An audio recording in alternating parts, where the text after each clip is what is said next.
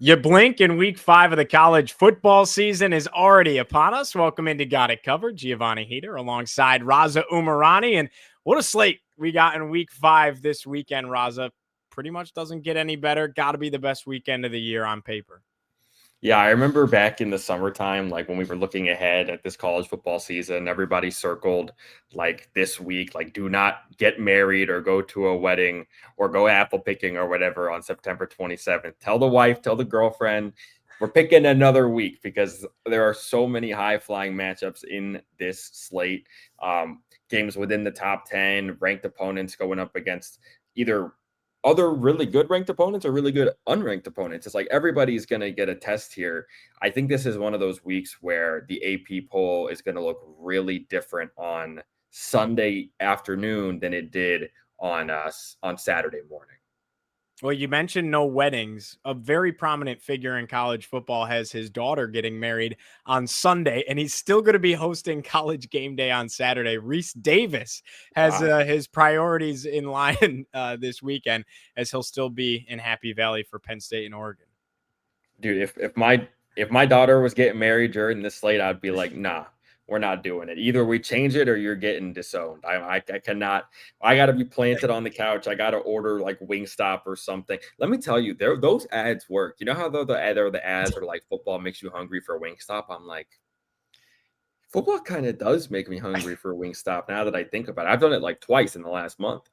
There's not even a Wingstop by me. I've never had Wingstop. I live down the street from one, which is interesting because back home there wasn't a Wingstop near me. So this is all very new to me. But they've got good stuff, man. If you ever want to come over to the Baby Palace 2.0, more like the Palace 1.5, have some lemon pepper wings, please be my guest. I'll be there.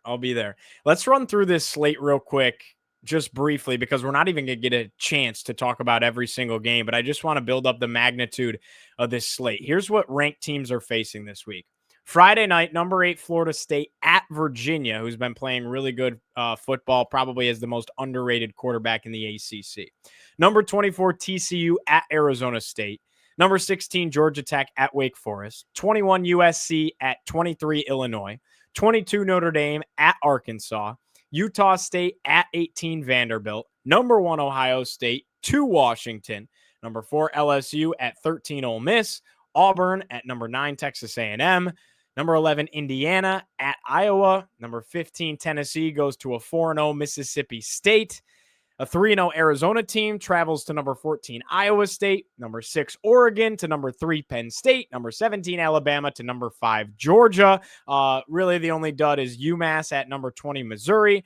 Number 25, BYU to Colorado. That doesn't even configure any of the awesome matchups like a Syracuse Duke in the ACC or whatever you might have in your respective conferences. So this is quite the weekend.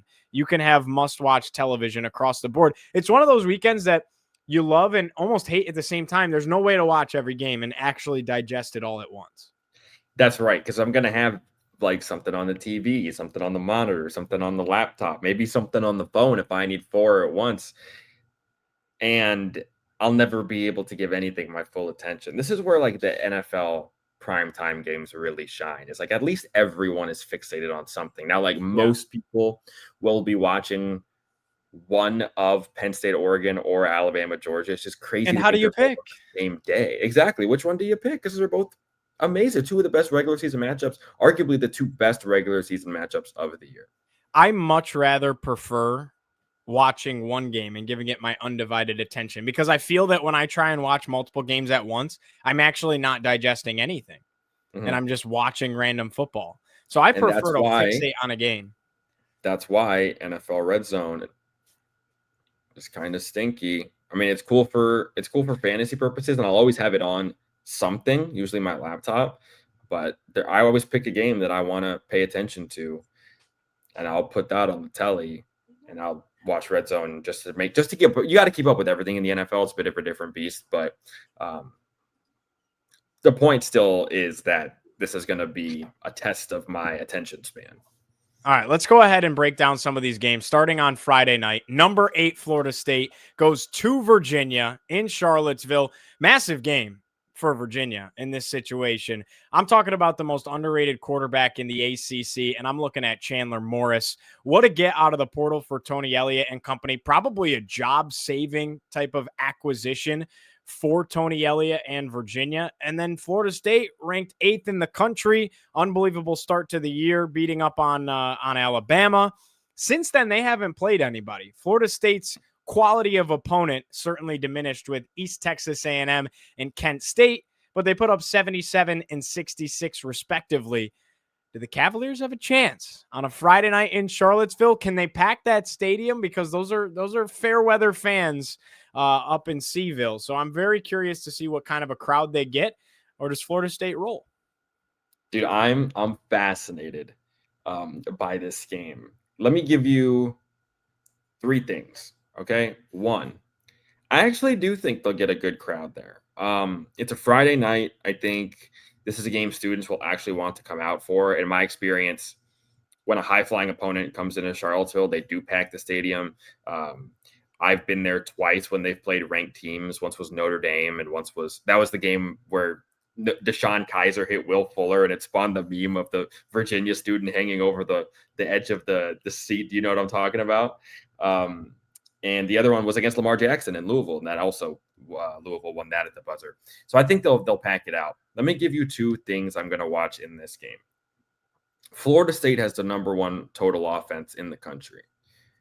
Virginia has the number 5 total offense in the country. Mm-hmm. So there's a real chance this could be points. On the flip side, obviously Florida State beat Alabama, and they've played cupcakes since. Sure. Virginia at least has beaten 2 ACC opponents, even though one of them doesn't count as an ACC game. So I don't think it's a question of like who's more battle tested. I think they've both proven themselves to have elite quarterback play with Castellanos and Morris. Jamari Taylor is arguably the best running back in the ACC, or certainly up there. He's been one of the best running backs in the country for Virginia. But honestly, Gio, I think Florida State should roll in this game just based on talent and coaching and based on how much they're going to move people around up front. But if there's a reason Virginia's going to win it, it's because of the throwback uniforms that they're wearing. Have you seen them? I did. They're crispy. They're clean. Uniforms don't win football games, though, but they're nice. I know, but they're clean, and I'm superstitious. So shout out to Virginia for getting the uniforms right. I mean, usually you don't get the football team right, but it seems like you got 2 things going right for you. I know people are scared because of the line and stuff. I would take Florida State minus 6.5 all day. I probably will on Friday night. So this will be a fun one, though. I'm excited to watch it. I'm excited to watch it. I do think Florida State rolls, though. I could see a 17-point win for the Noles. I could see it being an interesting first half. You know, the other thing, too, though, that's paired with it, to my point earlier, is this is not an intimidating place to play. No. And I don't think Florida State's going to have trouble with the crowd because there isn't going to be much of one. So I like Florida State to get things done fairly convincingly, but look for an interesting first half. Tell you what, though, if all of a sudden Virginia's finding ways to score points and it does become a shootout, that turns into a fascinating ball game. Then it's anybody's game. Because once everybody's just spraying it all over the field and scoring points, you can just sit back, enjoy, and watch what happens. So we're both taking Florida State to cover, though, it sounds like. Let's go to the other Friday night game, number 24 TCU. They're on the road at Arizona State. Feels like in a lot of ways a must-win, you could say, for Arizona State. They haven't lost a Big 12 game yet. They're 1-0 in Big 12 play, but they're 3-1 on the season. Remember the road loss at Mississippi State. Then on the other side, TCU's cooking. Josh Hoover, he's got 1,000 yards already on the year, 11 tuds to 2 interceptions. Tyson's been a pretty much dominant wide receiver, 31 catches, 357 yards, 5 touchdowns already through 4 games this season. So interesting game. Does Levitt have the ability to outduel Hoover? I think that's the question mark in this one. And you know Sun Devil Stadium, I know they changed the name. I don't even know what they changed it to now. I'm always going to call it Sun Devil Stadium. Right. You know the place is going to be buzzing. Mm-hmm. So it's going to be a tough place to play for TCU. Fascinating line on this one as well. You got Arizona State 3.5-point favorites at home against a ranked opponent. Who you like? I like Arizona State primarily because they're home. They just won an absolute rock fight against Baylor last week, Yes. and like they've played good quarterbacks this year. I mean, like Sawyer Robertson at Baylor is a really good quarterback. Josh Hoover is a better quarterback. He's been one of the best quarterbacks in the country this year. But I think Arizona's got something to prove in this game. In my mind, this is the type of game that Arizona State, I said Arizona earlier, my apologies to the Sun Devil fans out there, that Arizona State fans, that the No Arizona pity State for the needs to come. kitty. No, none at all. None. No bearing down in this Fear the household. fork. We're fearing the fork. It's the type of game for them to come back out and reassert themselves and be like, Yeah. no, we can still contend in this conference too. So I really like TCU. But this is going to be a difficult situation for them to win, and I think Kenny's going to get those guys ready to play. So I like TCU to win a close one.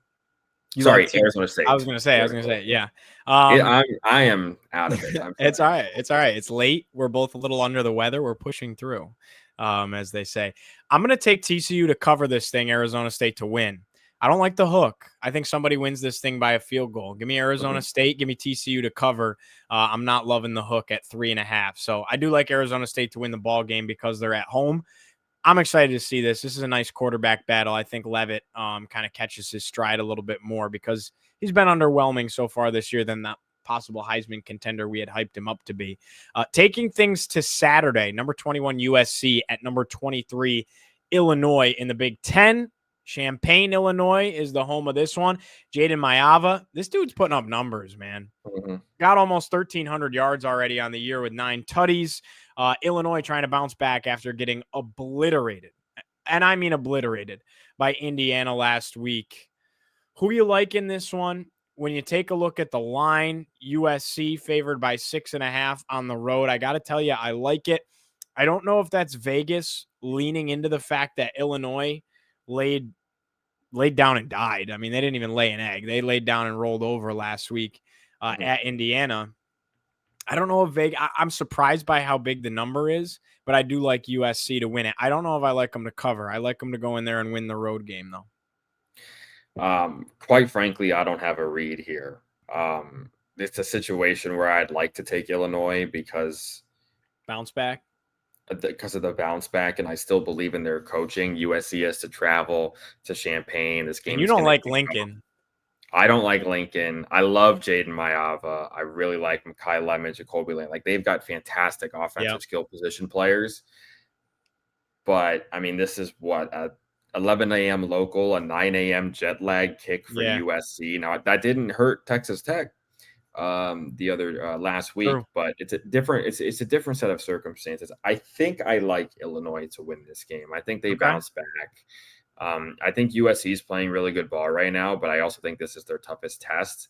I think Illinois is the type of team that's capable of being punched in the mouth and picking themselves off the mat. So I will take Illinois to win this one outright for no rhyme or reason other than the fact that I believe in the bounce back. I promise I'm not being a USC hater right now. They're a very fun team to watch. All right. I'm going to go with USC to go on the road and get it done. I like Illinois to cover, USC to win the game. Don't love the number at 6.5. Let's go number 22 Notre Dame at Arkansas. We can pick up the pace with this one a little bit. And really the reason we're talking about it is because of the performance that Talon Green has had at quarterback for the Razorbacks. He's the heartbeat, the heart and soul of that team. At the end of the day, though, you're talking about an Arkansas team that currently sits at 2-2 on the year. Notre Dame is 1-2, and they're playing for everything at this point.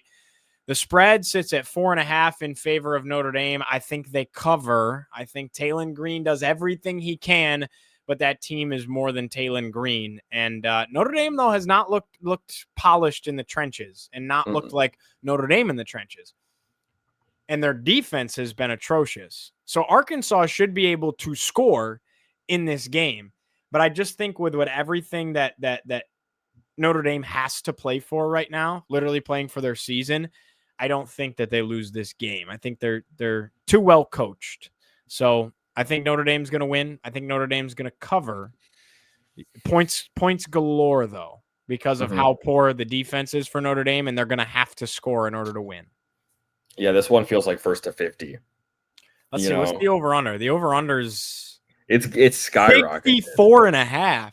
Yeah, it opened at 58.5, and I was like, I should probably snag that because it's going up, and it went up before I even had the chance to do it. So I would still take the over at 64.5, to be honest with you. I just think it's, again, like first to 40 probably wins this Yeah. game. I'm going to take Arkansas. I'm going to Whoa. take Arkansas to win this game outright. The spread Whoa. has moved drastically in their favor. I think it opened up at like Notre Dame -7.5, and now it's down to 5 or 4. Wow. Would that be a So huge win for that program? it would be. It would be a win that they need. Listen, they don't have a very good defense either. They haven't stopped. They didn't stop Memphis last week, and they didn't stop Ole Miss the week before. Notre Dame has a really good offense, but they have a terrible defense, and like Yeah. it's continuously coming back to bite them. I think this is last team to touch the ball wins the game type of thing, and I just see Arkansas pulling one off At and home. yeah, sending Notre Dame to 1-3 and bringing up a lot of questions. I don't know. It just feels it's a All right. vibes play. I'm gonna take Arkansas to pull the mini upset. All right. Taylon Green and Sam Pittman and Mike Washington and the Arkansas Razorbacks. Raza has him getting it done. Let's go to the Big Ten. Number 1, Ohio State at Washington. One of the more fascinating games of the weekend, and one of the teams isn't even ranked while the other's the number 1 team in the country. Out in Seattle, Washington has been off to a 3-0 start, and nobody's talking about them because they play while everybody's sleeping. Mm-hmm. And Washington is playing a team that has a first-time starter at quarterback in Julian Sayin, and that place is going to be absolutely bonkers. When you Google what is the loudest college football stadium ever, the highest decibel recording was at Washington. Wow. This is not an easy place to play. The No. place is going to be a frenzy. Sayin's going to have his hands full. I'm not saying Ohio State's not accustomed to tough environments, but you have a quarterback that has not played in an environment like that. And Ohio State has also, since the Texas game, been playing Our Lady of Perpetual Sorrow the last couple of weeks. Right. So, shoot, man, I think that Washington's got a chance in this thing. When you look at Washington, their quarterback play hasn't been superb. They've only been pretty good. It has, but it hasn't. Completion percentage is there. They haven't scored a lot through the air. 6 touchdowns in 3 games so far through the air. But that's because they haven't played anybody. They're playing their backups in the second half of all these games against like UC Santa Barbara and stuff. Well, but their running game is what really is impressive to me. They've got 9 rushing touchdowns in 3 games, and that's just Coleman. Janai Coleman, their starting running backs, got 9 touchdowns in 3 games to this point. He's been a beast so far this year. Plain and simple, he's got 347 yards, averaging 6.8 yards a carry so far this season. The Huskies' running game, especially if they can slow the game down and limit possessions, I think they got a chance. I think they have more than a chance. This line has swung a touchdown, Gio, in Washington's direction from 14 to 7 or 13.5 to 6.5, depending on where you look. Maybe 7.5. I don't want to disrespect Washington's passing game because I think Damon Williams to Denzel Boston has arguably been the best, definitely been the most efficient quarterback wide receiver duo in college football this year. That's appointment TV. This Ohio State defense, though, is going to be tough. Washington's defense ain't all that, but Ohio State's offense has been a little clunky at times this year, and it is a tough place to play. It's a long road trip. I think Washington can catch Ohio State napping in this game, but I don't have the stones to pick the upset here. I would probably take Washington to cover, and I've been wrestling with the thought of Washington winning this game because I think they're going to have a real shot. I don't think it's a stretch to say that they might have the better quarterback in this game, but at the end of the day, Ohio State's superior talent should be able to get the job done. Do not color me surprised at all, though, if Washington pulls this off. It's going to be an awesome environment. I wish it was a primetime game. It's a 3:30 kick, which is 12:30 local, but it's going to be electric, and I can't wait to see it. The thing is, Washington wins a lot of these big games at home. Like they beat Oregon the last 2 times they played at home in the Pac-12 those last few years. So don't put it past them. It's going to be an awesome game. I'll take Washington. Why not? Why not? Why not? They're going to have a real shot, man. And with the modern era of the playoff, the pressure comes off. Like Ohio State can lose a couple games and be fine, you Mhm. know, and they showed that last year. They literally proved that last year by winning the national championship and not even playing for the Big Ten title and being a 2-loss team. Give me Washington. That'd be crazy though if they're 4-0. You got to be talking about Washington as a top 15 team after being unranked going into this week, which is even No, they probably crazier that should be right. they should be. It's even Yeah. crazier that they're not ranked, but They have the number one scoring offense in college football. it's insane. Washington. Give me them to beat Ohio State in Seattle. All right. Big boy game. Number 4, LSU at number 13, Ole Miss. Battle of two 4-0 teams in Oxford. You got Garrett Nussmeier going at it. And then you have a very interesting quarterback situation with Ole Miss because Lane Kiffin has an embarrassment of riches at the quarterback spot. But they're going to go with Trinidad Chambliss as the starting quarterback against LSU in this game. Now, to my understanding, both quarterbacks are healthy, correct? I'm actually not sure. I believe Austin Simmons is back to health, and they're choosing to go with Trinidad. That's what I understand. I'm honestly not sure. I thought he might have still been hurt, but it's easy if it is a coach's decision. It's easy to see why after what Trinidad Chambliss did last week against Tulane. I mean, they took them behind the woodshed. Let's So see. it's you can't go wrong with either one here. I don't know that they're both healthy, but I mean, dude, Chambliss is a transfer from Ferris State. Do you even know where that is? I don't. I don't know where it is. I've heard of it. I'm reading. It appears that Austin Simmons could go, but out of precaution and with how well Chambliss is playing, they're choosing to play Chambliss. Right. So it's a pretty good problem to have. Excellent problem to have. Compare the way Ole Miss's offense is playing to the way LSU's offense is playing, and you can understand why LSU opened as a favorite and now Ole Miss is the favorite. I do think this it is in Oxford, which is a big help. If it was in Death Valley, it'd be a different situation, but you can understand why this is projected to be as tight of a game as it is. Yeah. I think the question is, does LSU's offense wake up? And if not, and how healthy is Nussmeier? That's also true because I know he's dealing with, I think, a lower leg injury, right? So yeah. I don't know that LSU's defense is going to be able to overcome their offensive shortcomings against an offense that is so good, right? Even if you contain them for 3 quarters down the stretch, there's going to be cracks that start to show.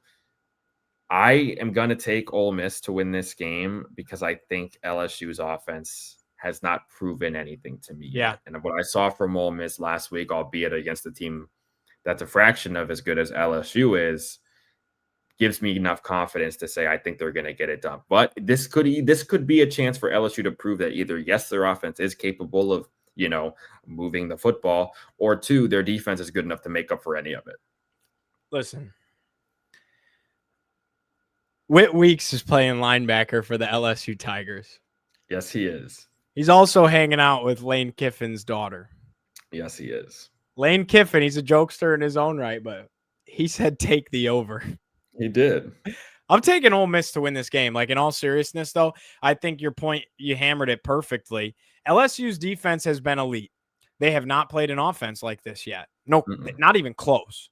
Like we thought Clemson was going to be, and obviously they are a far cry. And Florida's offense is hot garbage as well. So that's right. They have not played an offense like this.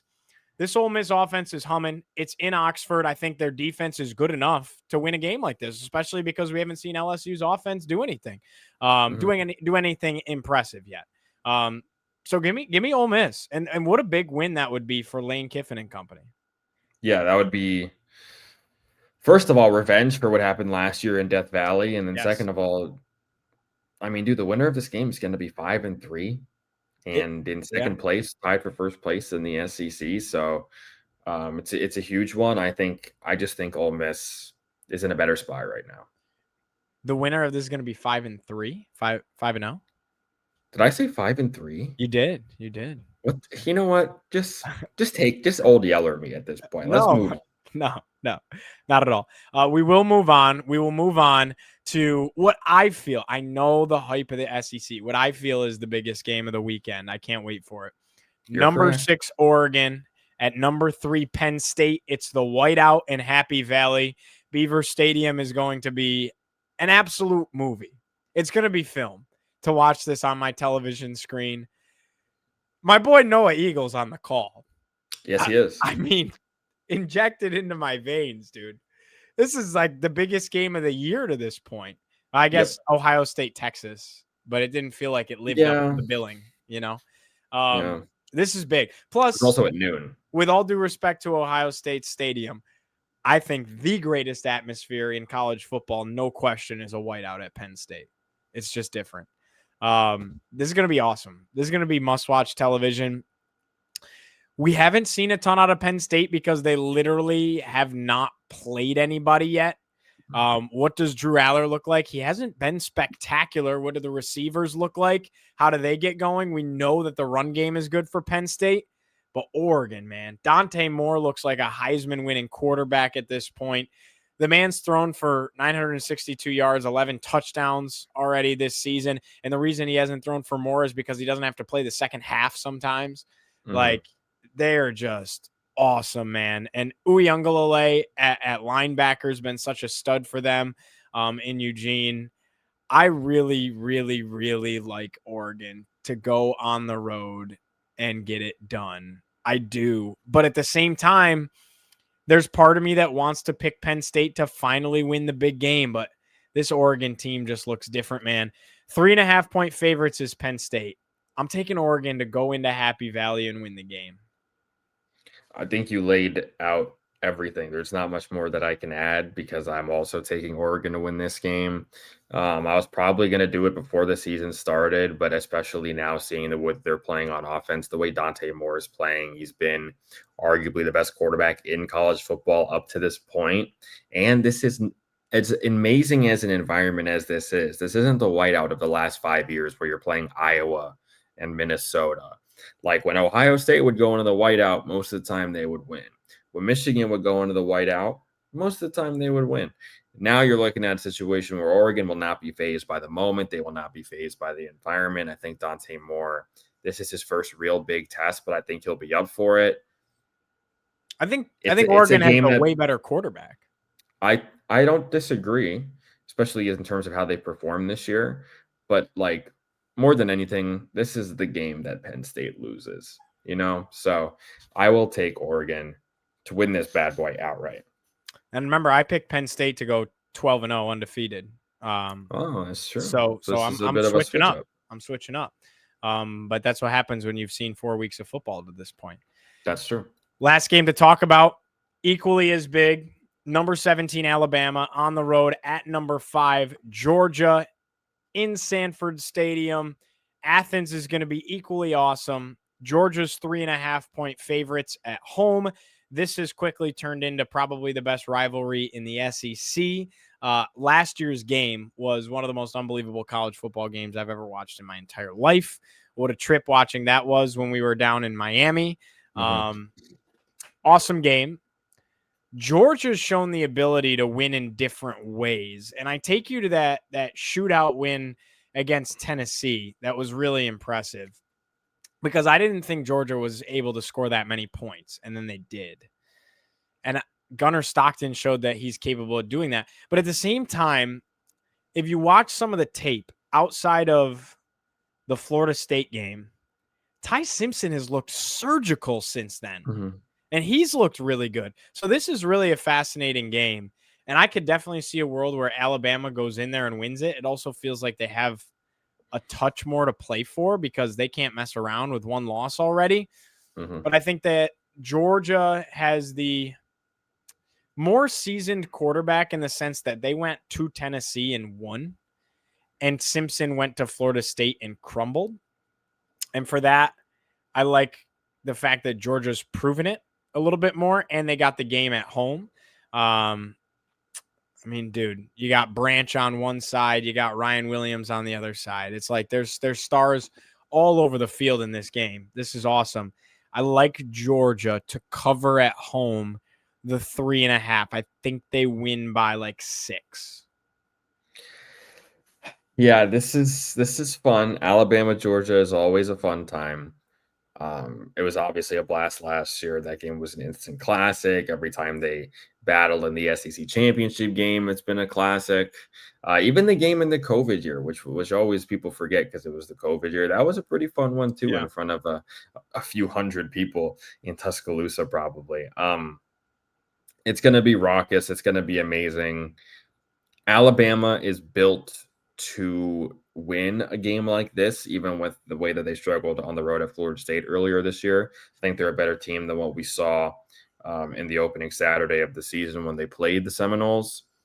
I still think Georgia's better, and I think that win against Tennessee kind of proved that. I think they went on the road and a tougher place to play, arguably, and beat Tennessee in a really impressive way, whereas Alabama crumbled under the pressure.